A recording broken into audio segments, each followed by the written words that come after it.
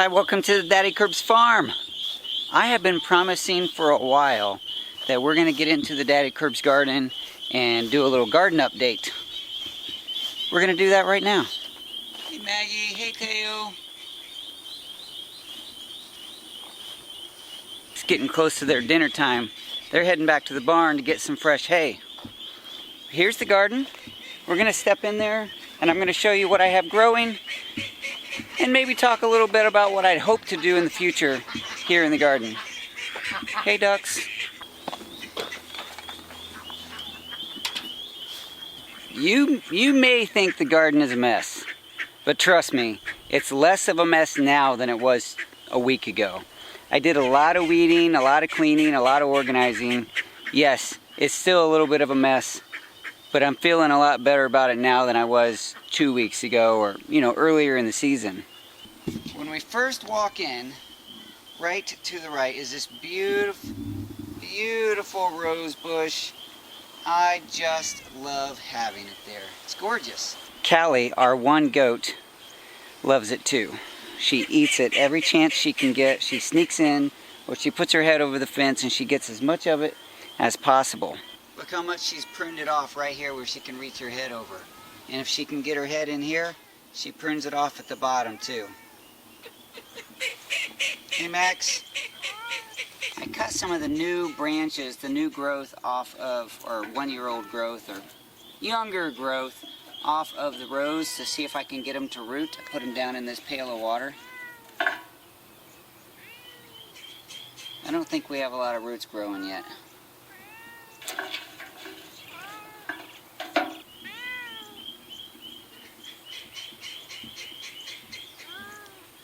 And just to the left when you walk into the garden are a few buckets with some cuttings because I took out some of the red yuccas that were over by the pool and the barn area, and I wanted to see if I could keep those fresh enough to start somewhere else on the farm as well. So I have those sitting down in water. This used to be blackberry. My blackberries didn't do well over the winter. This one and this one both are gone. So that's just a bucket of weeds. And this is a bucket of grass and chaya, or kaya, however you want to say it. So we have 1, 2, and 3 plants growing in here. And those were started from these that overwintered in the greenhouse in the buckets. So we have lots of aloe, extra chaya, and I put one of the lemon trees. The lemon trees all lived over here. I have 1, 2 more lemon trees still in pots. Those are going to be planted over here as well, I believe. This one's already in the ground and loving it. This tree, that's a golden rain tree. It's not doing too well. I need to get it out of the fabric pot and into the ground somewhere. I just haven't figured out exactly where I want it. That's kind of the problem with starting trees in pots. If you don't know where you want them, then they stay in the pots too long and then you lose a lot of them. At least that's how it's worked out for me. So right next to the golden rain tree, wild planted chili pekin. And this is going to have lots of little tiny wild hot peppers. They are a wonderful native wild hot pepper. And this space over here is where I'm going to plant the rest of the lemon trees. 2 more lemon trees. One right here behind the chili pekin, and another one over here. Let's wait for that jet to fly over. Look, I made progress in the greenhouse. You can see the floor. Right outside the greenhouse are some new mint.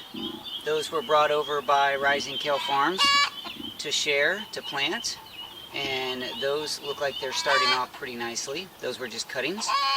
And over here on the other side is my rosemary that I'm training up a pole to have a little bit more of a vertical rosemary. It's going to droop off, but it's not going to fill up this entire space like it was earlier. Rosemary is a wonderful plant. It's beautiful. I got a spider web here. It's beautiful. It smells good. It tastes good when you put it in. We don't eat chicken anymore, but it is pretty good on chicken. We have the cage here because we were running baby chickens and ducks in the space here to eat all the weeds and grasses, and we just didn't move the cage. I was throwing trash away in that. I was supposed to throw that away too, but didn't get to it. So against the greenhouse here, that's one of our lemon plants, and that was a fig over here. Let me step over this.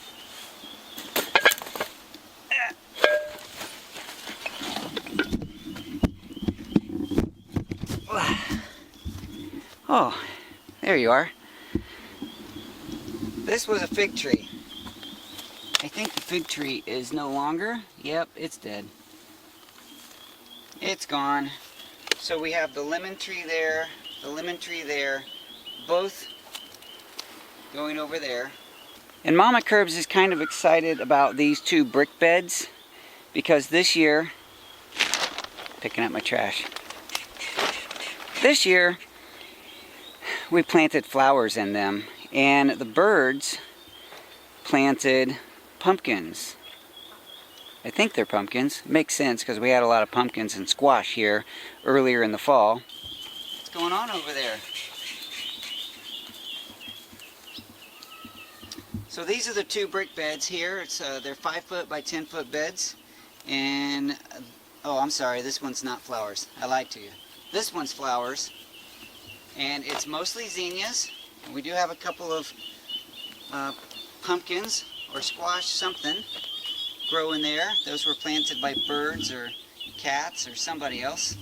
And most of this is zinnias, and the zinnias are just now starting to pop out. They are gorgeous. I'm looking forward to that entire bed being full of zinnias. I think it will be pretty. Now over here in the other brick bed is peppers. Are peppers? Yeah, hold on a second. I'm catching Callie red-handed here, eating my grape plants on the fence row.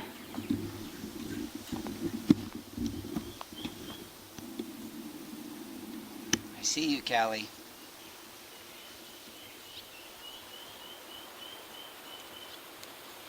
She's an expert pruner of grapevines.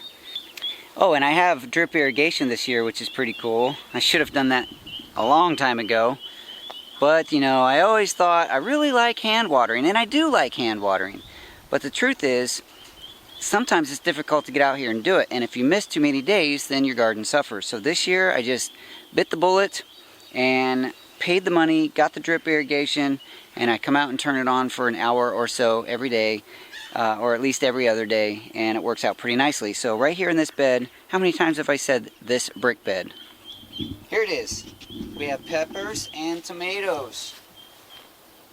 We have 4 tomatoes. 1, 2, 3, 4, and then 2 rows of peppers. Now these are small sweet peppers. These are going to be like, I think they're called lunchbox peppers. Small multicolored peppers that are not hot at all. I do have to get in here and do a lot of weeding. That's what I've been doing over in the other beds. I'll show you that. We disturbed the soil this year because we turned the garden around. There were 4, hold on, another jet. Let me show you how this drip irrigation is set up, and then I'll show you the rest of the garden. So this all runs to the drip. This is my normal watering hose. So I turn this on, and right now it's going both ways. This has a faucet head or a sprinkler head on the other end, and then this is going to drip irrigation. That's a 1/2-inch feeder line or main line, and that's running along here. Man, there's a lot of jets.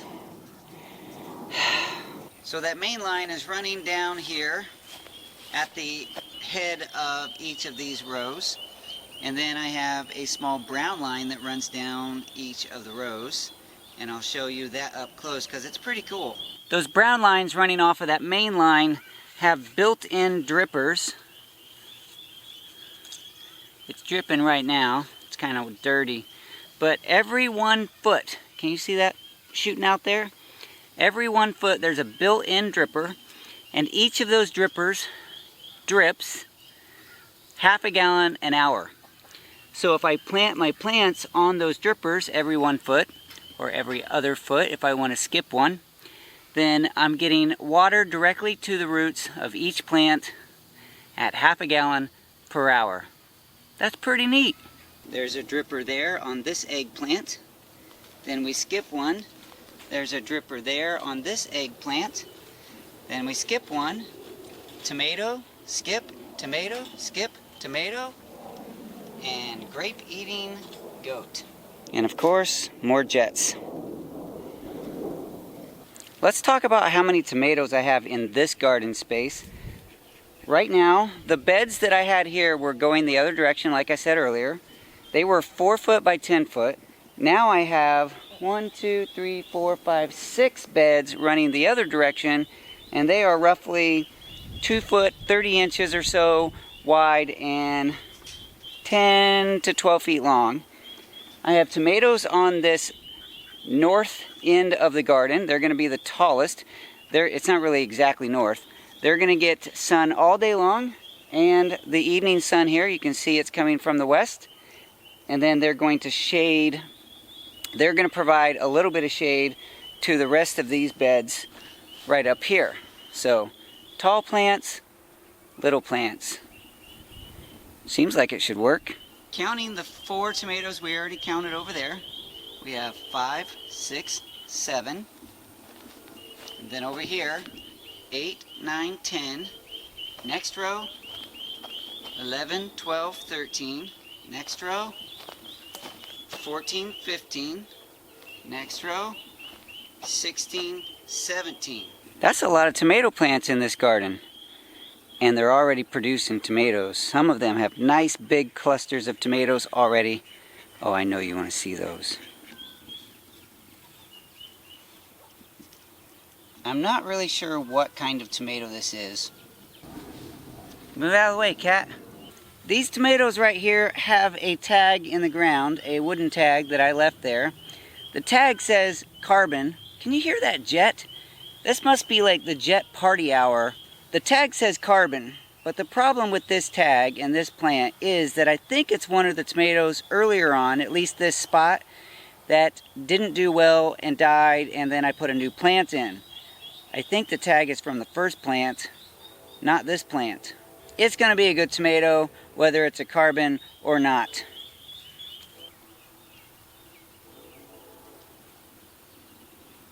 Some of the other things we have growing on this end of the garden are the asparagus and the, excuse me, that was rude, and the cilantro. The cilantro is going to seed, and then I'm going to collect it, and it'll be coriander. I know, weird Americans. Anyway, that's how we call it. Here's my cilantro plants going to seed. And right down here, we have beans. These are a yellow bush bean. And more jets. Seriously, I think the local airport is running a special right now because it is so busy. Here's a better shot of those bean plants. And then right over here are some of my hot peppers. There are sugar rush and fish peppers here. And they're already looking very nice with lots of flowers. I think they're going to produce... Oh, I see a baby pepper. Look, baby pepper. Can you see that? Well, of course you can. Beautiful pepper plants. Over here at the end of this drip line is my Texas Boys hibiscus.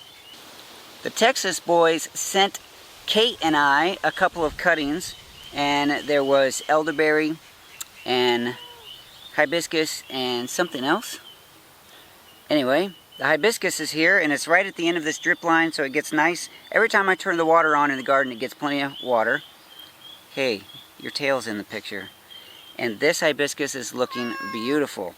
I planted it in this pot here. What is this, a 3-gallon, 4-gallon, bigger pot? It's giving this hibiscus lots of root space until I can figure out where to put it in the yard. I might put it right here in the garden and let it live here forever. Max, what's going on, bud? You looking for something to do? Somebody to play with? Do you guys remember the old days when Pumpkin was little? Pumpkin's my cat, my gray and white cat. Pumpkin was my gardening buddy. He would play with me and play with the plants every time I was in the garden. Well, Max is kind of like that. He doesn't play as much, but he just wants to be there. Hang out, rub my legs, make noise. Yep, there he is. Let's go look at what used to be Luke's garden. He hasn't planted anything yet this year. He still might, but that one's empty. But let's talk about this structure, and then we'll go over and look at the oregano. This 4 foot by 4 foot space was Luke's garden last year and the previous year. This year he hasn't done a whole lot with it. This structure is an interesting find. My son was doing a cleanup in someone's old farm or ranch, and they had these structures there. I think they're display racks, and it just turned out that it's, you know, because it is hinged in the corners, it makes a nice corner trellis. So saving money when you find things like old fence pieces, like this panel right here.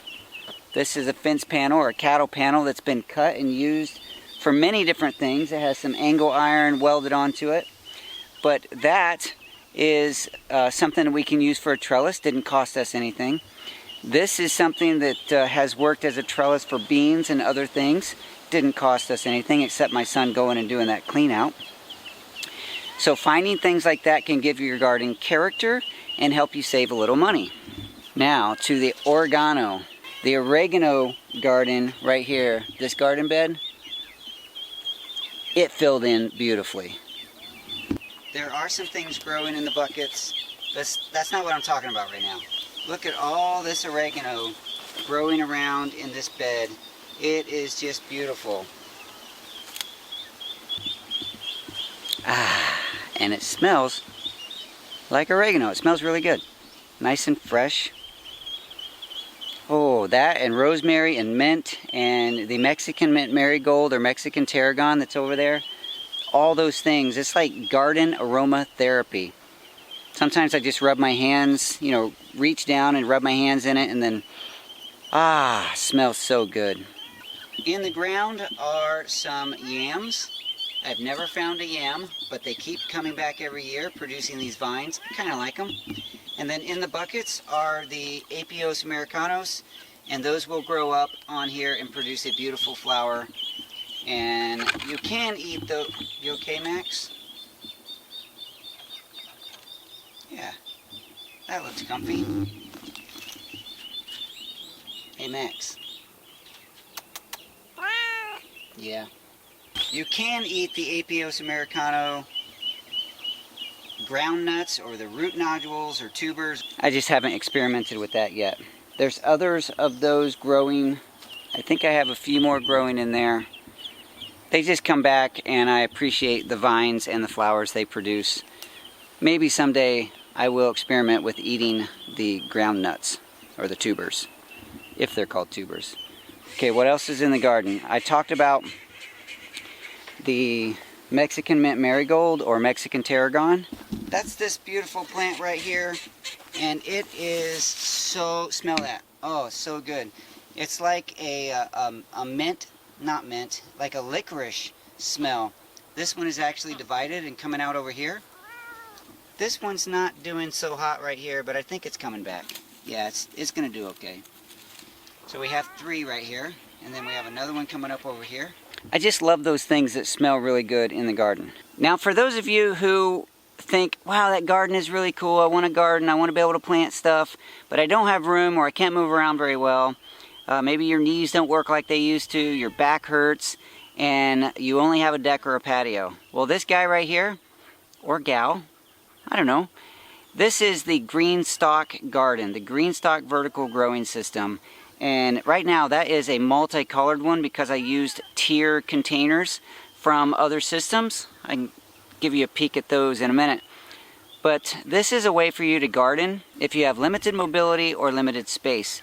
Nice deep pockets, you can plant flowers or food or really just about anything in there, and it waters beautifully through the watering system. The water reservoir at top drips down through the whole thing and out the bottom, and you can grow food too.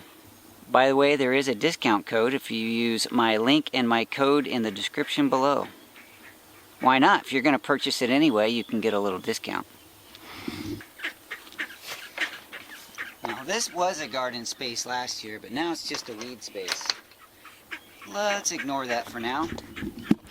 And we'll take a peek at the GREENSTALK gardens that are growing over here by the little decorative pond. And then we'll walk up front and take a look at the garden space that is up by the orchard. I ran irrigation up there too, so it now is a little more productive. Over here by the decorative pond, surrounded by a fence because of our one free-range goat. This has carrots and spinach, longevity spinach, lettuce, all kinds of cool season crops that are mostly done. You can see the lettuce is bolting up on the back. We're still pulling leaves off and feeding chickens and ducks and different animals, but soon, hopefully, I can get those replanted into something else. I just wanted to give you a look at what those could look like. Those are both set up currently as 4-tier systems. 2 different colors side by side. I think they look sharp. Let's walk up front to the orchard and you can see my orchard garden and the grape arbor that my goat is so expertly pruning for me. There's the orchard way up there. There's my septic right there. Septic's going to get fixed. The plumber's coming tomorrow. Oh, I'm so ready for that. It's not actually broken. At least it works. But it's got a little leak in it. And that can get pretty nasty. So we're going to get that pipe fixed within the next week. I was going to do it myself, but yeah, I called a professional. The horses are up in the orchard right now. I kind of like that, but then I don't like that. They're both beneficial and destructive. They eat a lot of weeds around the trees, but then they do destructive things like this. You see that? That's an elderberry that Maggie stepped on. Spread it right out. Not sure how that's going to do this year. Thanks, Maggie. All right, let's get into that garden space.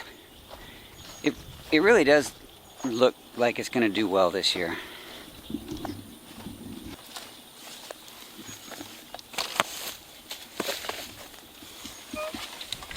Look at that. So in here are 8 cages. Oh, I didn't talk about the cages. I will. 1, 2, 3, 4 on this side, 4 on this side. And we have tomatoes and cucumbers growing up right alongside. They're going to share the cage. Peppers in between. Tomatoes and cucumbers. Peppers. This tomato died, so I put more peppers in. So we have peppers, peppers, peppers, tomatoes, tomatoes, little tomato, because I had one left over. Didn't know where to put it. I know I could have put it right here where the other one died, but I already put peppers there. So then more tomatoes and cucumbers in these as well. This space is really nice up here because it's enclosed with this fence structure. It's an old carport structure and we wrapped it with fence, built this door on the front.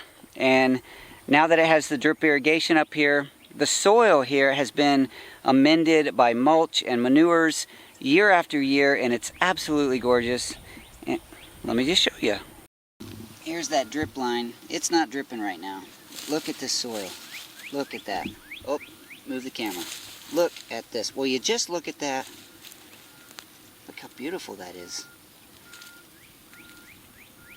Ah, I just love that dark, rich soil. And I know it's beautiful, composty, humusy, if that's a word, rich soil that I don't have to do a whole lot with except to every year put another layer of the manures and mulch on top of.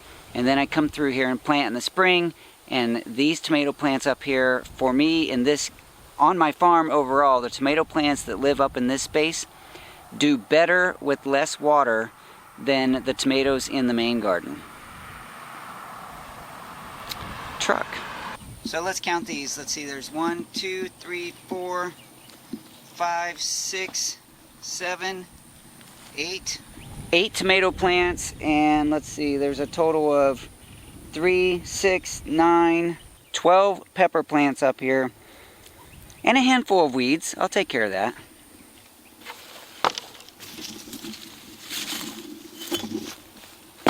You can see the horses in action up here eating weeds as soon as I turn the camera from myself. There they are. There's Teo. Loving it. Picking through, ignoring the weeds he doesn't like, and getting all the good grasses. Does that taste good? Yeah, it does. Now that we're in the orchard, we'll save the orchard update for later. That was gardening here on the Daddy Curbs farm. A bit of rambling, a bit of animals, some cats and horses, and me. Here on the Daddy Curbs farm, I believe, we all believe, that everyone has a story and every story counts. I believe your story counts because you count. Thank you so much for letting me be a part of your story. Wait a minute, I got that backwards. Thank you so much for being a part of my story tonight through this video and letting me be a part of yours. I'll talk to you soon. Dun dun dun. That's just a little bit of a horsey, dramatic ending there, Maggie. I don't know why. I just did it.